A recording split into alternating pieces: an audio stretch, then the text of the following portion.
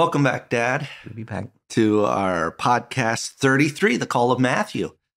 And this is one of those podcasts that I think is going to be very interesting because people have this idea of Matthew from Hollywood, TV shows, so forth, that I don't think really jives with the biblical account.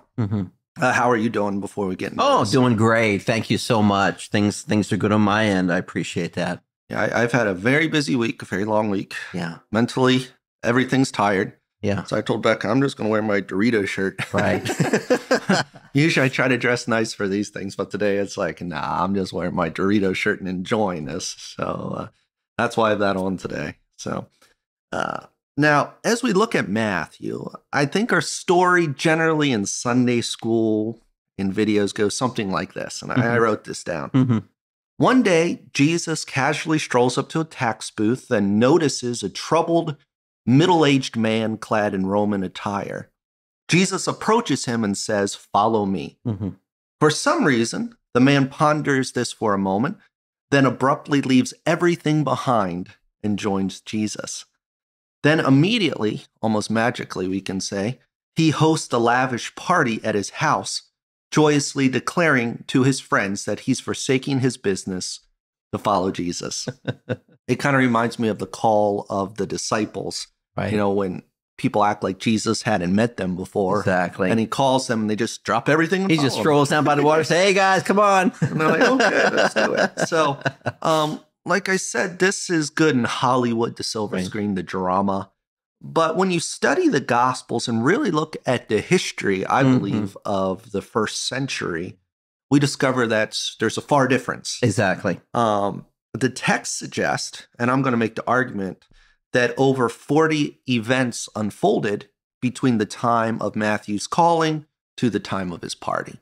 And I think if you look at the Gospels, compare them, it all makes sense that way. And I'll give some of the arguments. And that I also believe is probably a teenager. I think there's a very good reason to believe that just historically. Yeah. So I wouldn't stake my life on it if you put a gun to my head. Right. I wouldn't say I'm going down on this topic, but I think there's good arguments to be made from the Gospels for this. So, I appreciate your research on this. I've got it made. I've told you this repeatedly. I take out my 4-inch binder and I go, because I've preached through all 4 Gospels. I've got oodles of information, but never have had to work through Jesus chronologically. And this brings a lot of things to light. Today's one of those days where you bring things to light that is so easy to miss. Yeah, and we're looking a lot at the culture today because Jesus isn't going to say that much. Right. So this is podcast 33 from the Jesus Said That series, looking at every word Jesus spoke in the New Testament, which I was talking to my grandmother. That includes the book of Revelation. We'll get there eventually.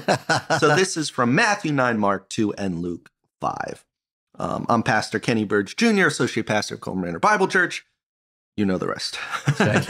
And I've been dropping my episodes for my kids' curriculum. So they're excellent. They're excellent. Yeah. And I'm joined by my father, Dr. Ken Burge Sr., a graduate of Dallas Theological Seminary, author of the Fire series, and senior pastor at Colmar Manor Bible Church. And the foundation that you run is also going well. Yes. I think you had some good news to share with that. We're so excited because we're always trying to get our books and training material out, and it's costly to send the books out. So we said, hey, what if we work with the country we're dealing with? Quickly in India, we have Pastor Davidas.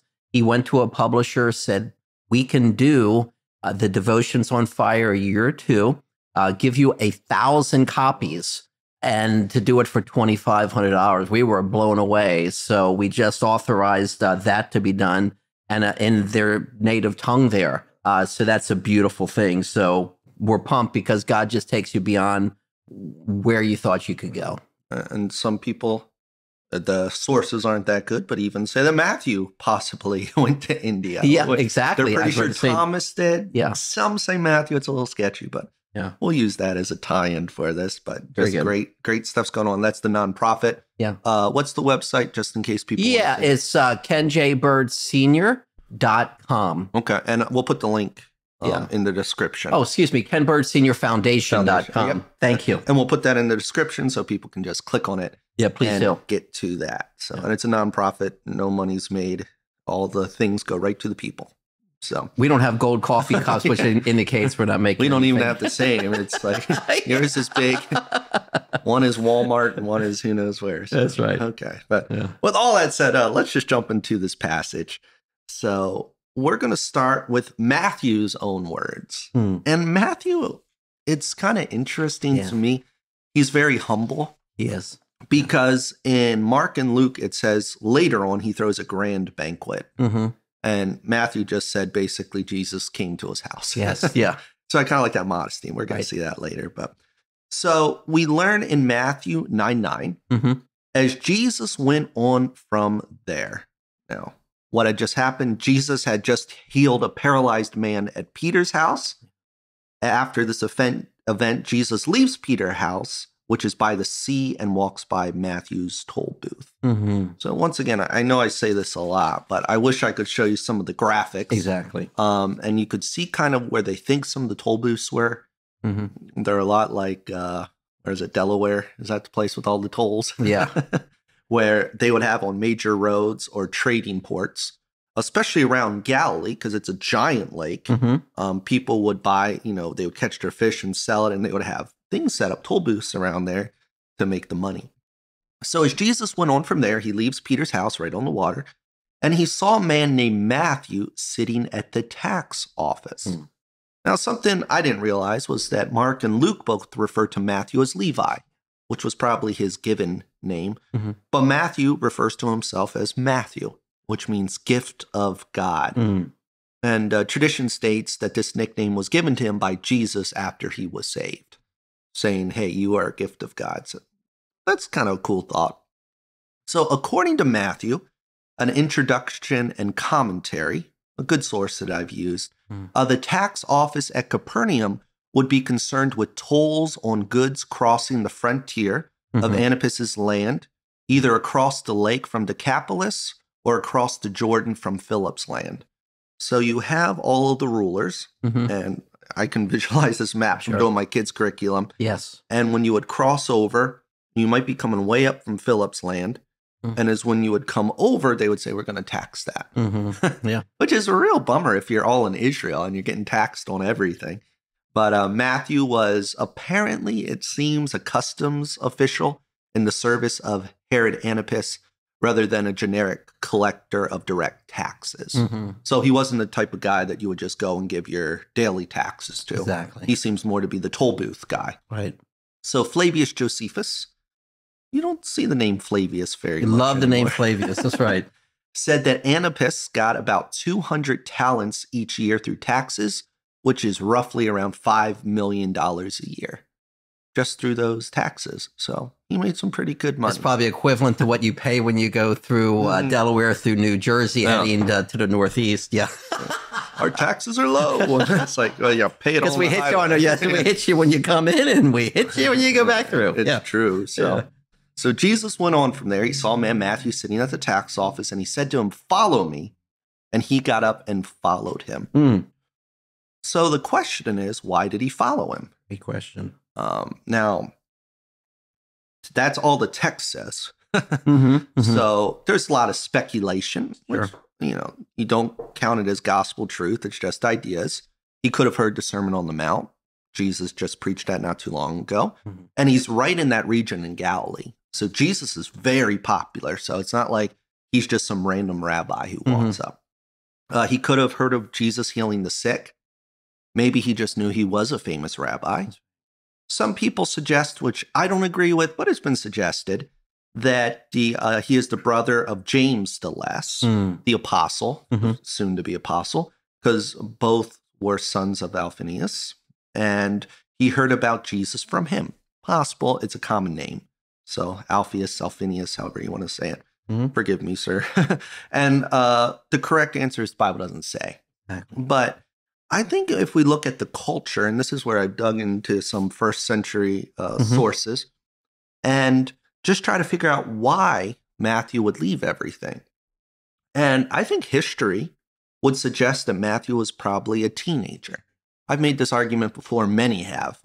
Many scholars, much smarter men than me, have made the argument that the apostles were probably mostly under 20, except Peter. So according to the Mishnah, the oral interpretation of the Torah, the law, around the time of Jesus, it was written later, but these were taught during Jesus's time. Right. A young man's discipleship training under a rabbi would usually begin between the ages of it would start at 13 and go till he was about 15. A little generic there, but those are around the ages, about 13 to 15. Very young. You would be trained under a rabbi. If the boy wasn't deemed suitable to become a rabbi, he would either start working or receive training in a trade, which makes sense. So, rabbis were very smart. I mean, they still are. They're very, very smart people. Yeah. So they say, hey, we'll teach you this, but you're probably not going to be a rabbi one day. So get another trade.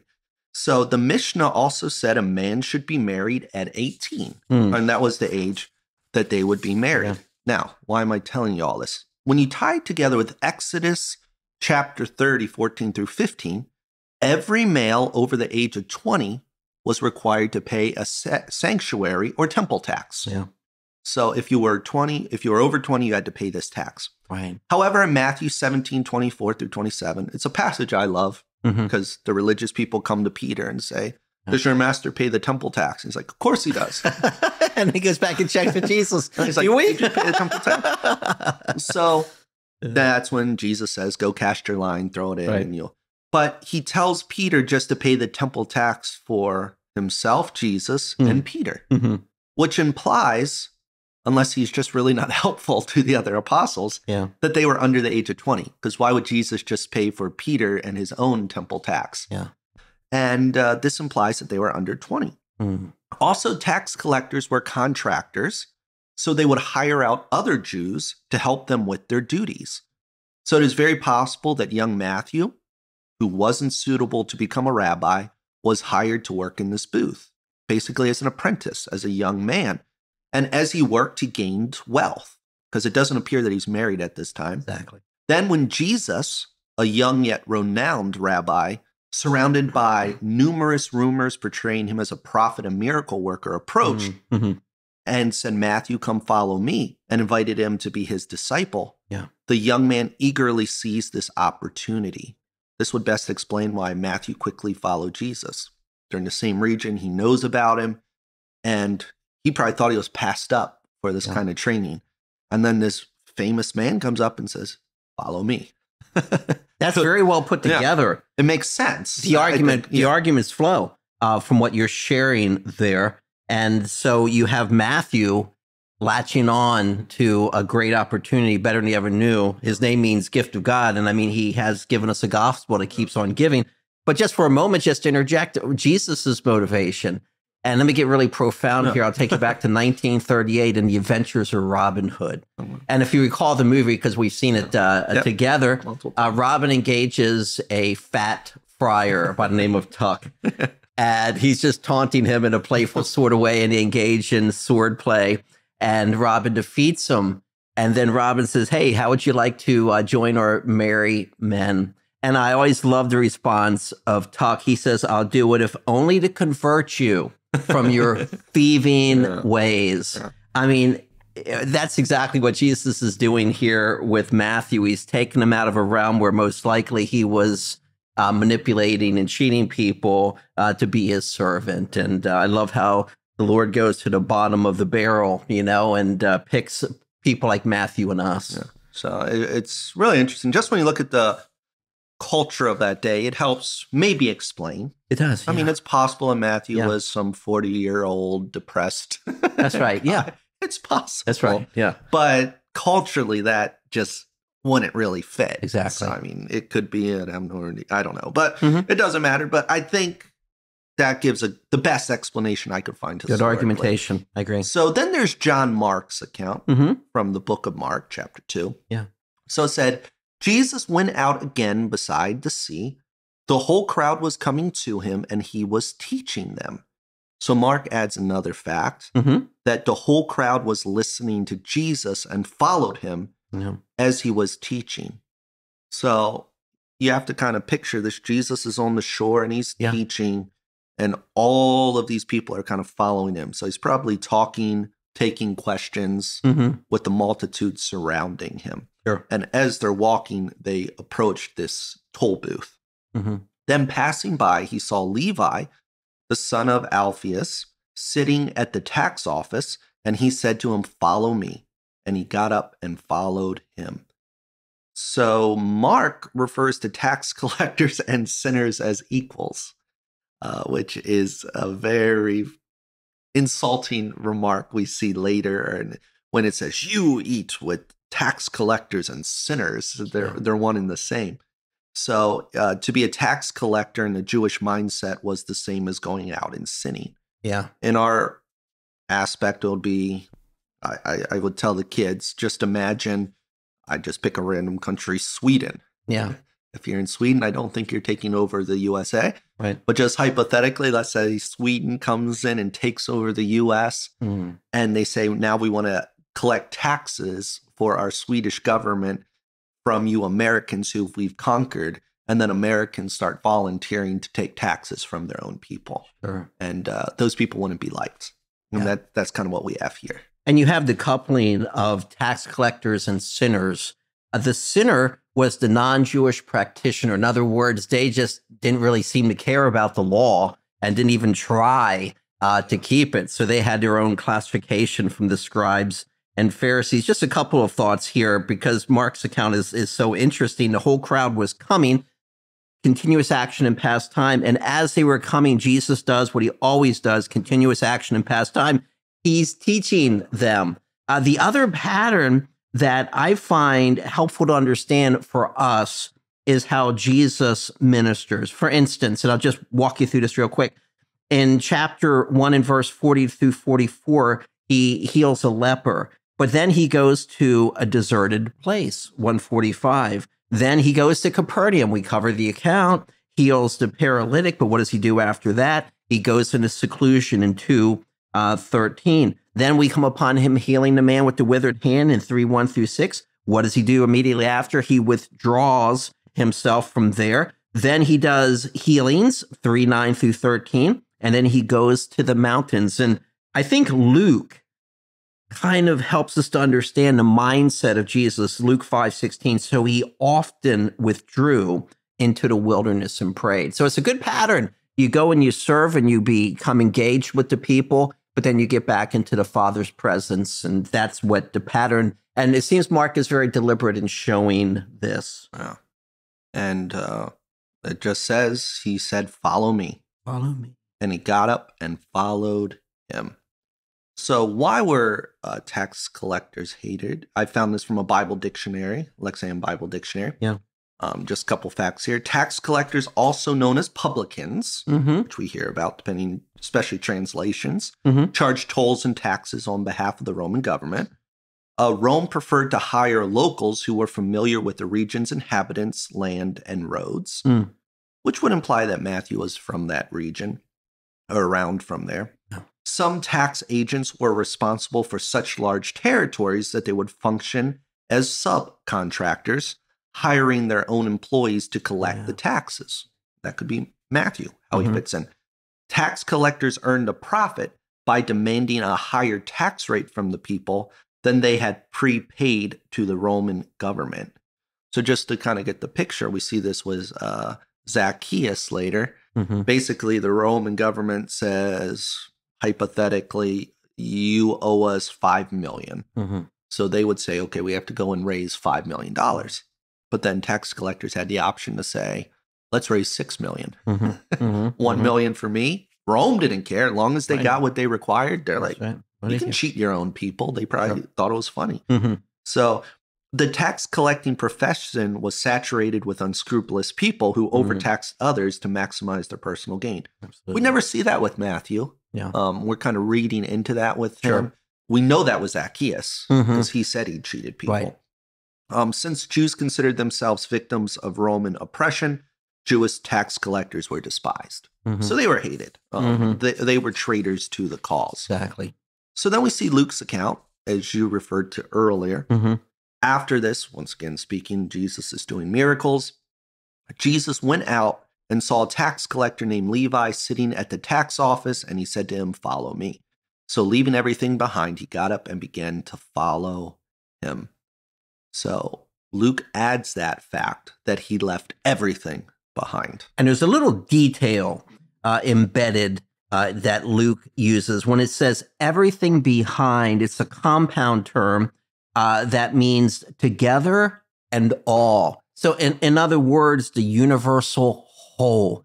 He left everything. And if you consider Matthew, say, versus the fishermen, they could go back to fishing. You've astutely pointed out that they seem to keep going back to fishing, Yes. particularly Peter. These 3 times. Matthew has burned his bridge. He's not going back ever, and nor could he, most likely, at that point. So when he left everything, he has probably great wealth. He has security. He could probably hire protection. He's got his own security system, maybe. So he's got it all, but he left everything. And I think that really needs to be underscored here because that's what Christ calls all of us to. And a side fact is in Galilee, it was a very diverse area. So maybe they didn't look down on tax collectors as bad as, say, Jerusalem. Right. Up, because there was a lot of diversity in the north. So possible. Yeah. But they weren't liked. Yeah. So we see in Scripture a lot about tax collectors. Exactly.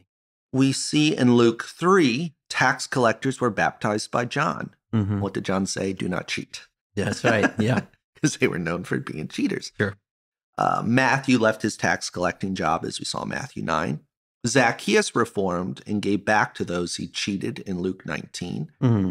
And Jesus said, and this was very provocative, but tax collectors and prostitutes would enter the kingdom of heaven before religious hypocrites. The point being that they had reformed, they had accepted the kingdom where the religious hypocrites had not. Right. So most people believe that after Jesus called Matthew, Matthew threw a huge feast for Jesus.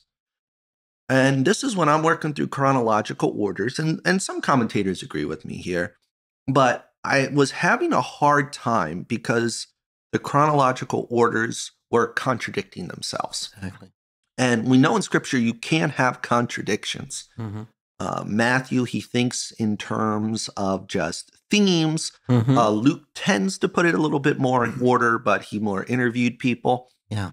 But I had this problem that Jairus would show up at Matthew's feast and say, come heal my daughter. But that doesn't happen till way later. Exactly. So Observations. if this is all happening, then the Gospels are contradicting each other, and we know that can't be. Exactly. So I compared the Gospels, being Matthew, Mark, and Luke, and I just think this view that Matthew's called, that night they go to his house and have a feast is just incorrect. And if you trace it, and sometimes it feels like doing mad science here, but there's really 40 other passages that took place, or 40 other events that took place before Matthew had this meal. And why does this happen? Why do some of the gospel writers lump these two events together? Well, if you look at the Gospels, Matthew is only talked about really in this one story. He's only ever talked about when he is called by Jesus. So we look at many historians, including Flavius Josephus and others, sometimes when they talk about just one person and one event or two events in their life, they lump them together. Makes sense. Instead of saying this happened then and then have a footnote way later on, they just kind of say, this is what happened with this individual. So that was a very common thing. We see that in many sources. So I want to show really quick by looking at the Gospels how I came to this conclusion, that the feast happened much later. Mark writes that after Jesus had selected the 12 apostles, that he calmed the storm and healed the demoniac. Then Jairus came and begged Jesus to heal his daughter, Mark 5. The book of Luke echoes Mark's passage. Jesus had already chosen the 12 apostles, and Jairus approached Jesus after the storm and demoniac. But so you have the chronological problem. How do you have 12 apostles, but yet he is just being called? It doesn't line up. So Matthew writes that Jairus came and found Jesus at Matthew's feast while there was a discussion about fasting. Mm-hmm. And Matthew does connect these events in chronological order. Matthew writes, as he was telling them these things. Mm-hmm. So they're at the feast, they're having a discussion, and it says, as he was telling them these things, one of the leaders came and knelt down before him, saying, my daughter is sick, or she's about to die. Mm-hmm. It's important to note also that in all three Gospels, Matthew, Mark, and Luke, because John's there but doesn't really write much about it, Sure. the author does not use any chronological terms between the calling of Matthew and the feast. There's not any immediately or the same day. There's nothing connecting the two events in chronological order. And that's what you're always looking to when you're doing chronological orders, when they're saying the same day or immediately afterwards, Mm-hmm. but there's no connection. Mm-hmm. So I want to show what happened when you compare Matthew, Mark, Luke, and John. Mm-hmm. Now we can throw John in there. And all the events that happened between the call of Levi and the feast of Levi. Yeah. So let me do this as quick as I can. So we have the call of Levi. Then we have the third sign, healing the sick. Then Jesus goes into a speech about honoring the Father and the Son. Mm-hmm. He talks about life and judgment. He's the Lord of the Sabbath, the man with the shriveled hand, the servant of the Lord, ministering to the multitude. The 12 apostles at this point are chosen. Mm-hmm. Teaching and healing on the plain, the sermon on the plain, centurion's faith, the widow's son raised to life, first commission of the 12, John the Baptist doubts, an unresponsive generation, the Son gives knowledge and rest, much forgiveness, much love, many women support Christ's ministry. And then it goes into the passage that is known as the long day, Mm-hmm. where Jesus cast out demons. He is called demonic. He talks about the unforgivable sin. Then he goes into a whole bunch of parables, which we won't go into all of those. Then, after he gives all the parables, he gets in his boat. This is 39 events later. And then the wind and the waves obey Jesus. And then he gets on the other shore and he drives out the demons, the legion. Mm-hmm. And then it appears, if we look at our chronological, it says they come back. And it says that at that time is when Jairus comes and meets Jesus. It says he sought him and found him. So a lot of people give this idea that Jesus, as soon as he gets off the boat after casting out the demon, that Jairus is just waiting there.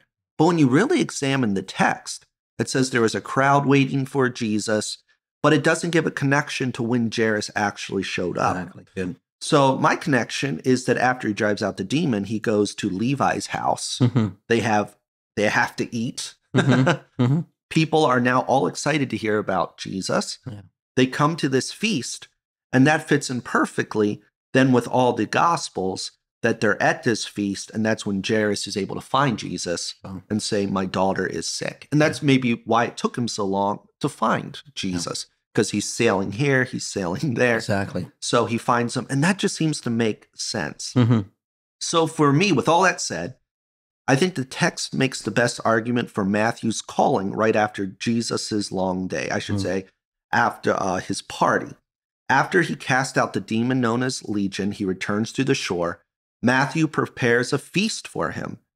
And that's when Jairus hears about this and comes and finds Jesus. Yeah, well done. So that makes sense. Mm-hmm. So before we wrap up and get to our employments, let's look at the best explanation of what really happened with Matthew. Mm-hmm. So one day, Jesus, who is a famous rabbi in the region, walks and interacts with a large crowd along the Sea of Galilee. He approaches a tax booth and notices a young Jewish man inside. Despite the crowd surrounding him, Jesus approaches Matthew and says, "Follow me." The young man is amazed that Jesus, the famous rabbi, rumored to heal the sick and raise the dead, has called him. Matthew abruptly leaves everything behind for the chance to have Jesus as his rabbi. He follows Jesus and his faith grows, and he witnesses many amazing events. After Jesus cast many demons out of a man, he crosses on his boat near Matthew's house on the Sea of Galilee. There, Matthew entertains Jesus, and many of Matthew's friends come to see him. Because they have heard so much about Jesus, and they want to find out about Matthew's life after leaving the tax booth. Yeah. During this feast, Jairus comes and asks Jesus to heal his daughter. Mm. Not only does this harmonize the gospel, but it paints a beautiful picture of Jesus' ministry, Yeah.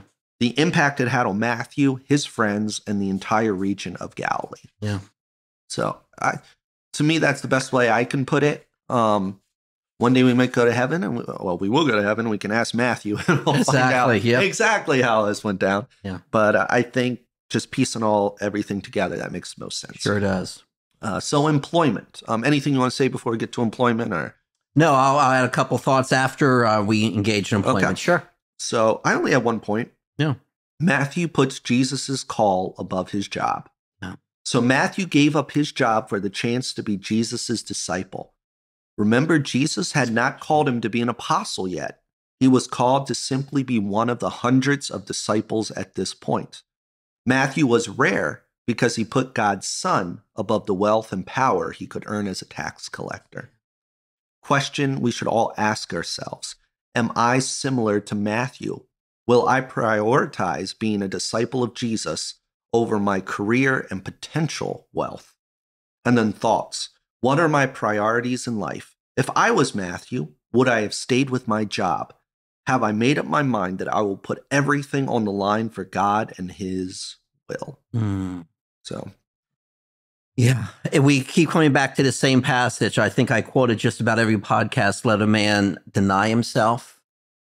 You're done with it. I mean, it's no longer about me. Take up your cross, you identify with Jesus, and if that means execution, so be it. And in the present tense word, follow me.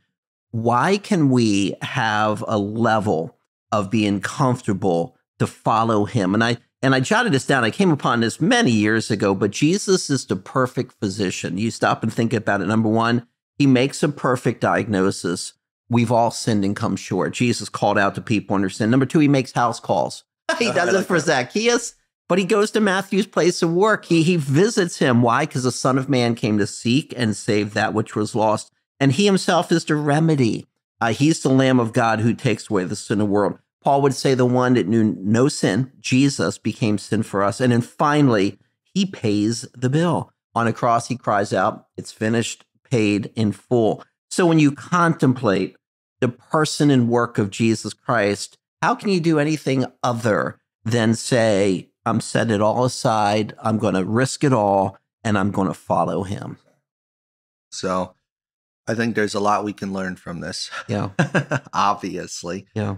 But I think it's that thing of, as you're saying, I don't want to be an echo chamber, so I won't say much, but it's all just saying I'm following Jesus no matter the cost. No matter what. Yeah. And that's what Matthew did.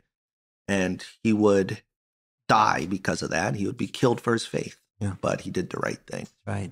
So that was podcast 33, The Call of Matthew, from Matthew 9, Mark 2, and Luke 5. And anything you want to share? I know people always like to hear different things going on in our lives. I don't know why, but yeah. I was just thinking how fun this has been to do the podcast. Time goes by. My dad had passed away a couple years ago. He would have been turning 90 this past, just recently. And, you and I get to do this.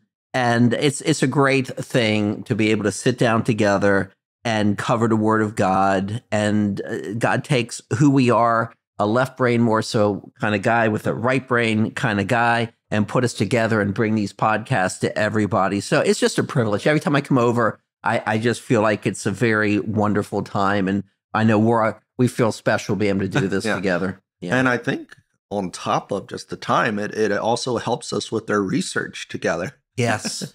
Because we can throw around ideas. Specifically, we're working through the same passages. Absolutely. And I think that's good for the congregation because we're also thinking along the same lines. Exactly. Where you're not doing something totally different. I'm doing something here. Right. Where we can kind of just discuss these things even with the congregation. Exactly. So, yep. So as for me, I would agree. Things are going well. I'm very tired. Yeah. It's been a very busy week. I did some stuff yesterday, and I had Bible study at 7. Right. For the preteens, Yeah. PM. and I was teaching on Amos. Yeah. Old Amos. So it was funny because I was running late because I was taking care of another matter. And I got in quick as I could. I think it was 7:05, and I apologize. I had contacted everyone. But at the end of the Bible study, I asked, "Have you guys ever had famous Amos cookies?" And they all gave me the dumbest look. So I do the Bible study. I build everything up. And then at the end, I say, "I have something I want to show you that's really important." And all the kids are like, "Oh, no, what's he going to show?" And there's just a picture of famous Amos with his cookies. Oh, that's good. That's good. So I think I need to go get, I've been now feeling like a chocolate chip cookie, but today should be a time of rest. I always appreciate my dad, you and my mom, who you're married to. Yeah. Clarify that. You guys watch the kids every Thursday, which we very much appreciate because it's a way for us to get our sanity. Yeah, I was thinking the same thing. Yeah. Four and under running around. So, yep. But things are going well, and I'm glad we're motoring along through the series. So we'll see you next time.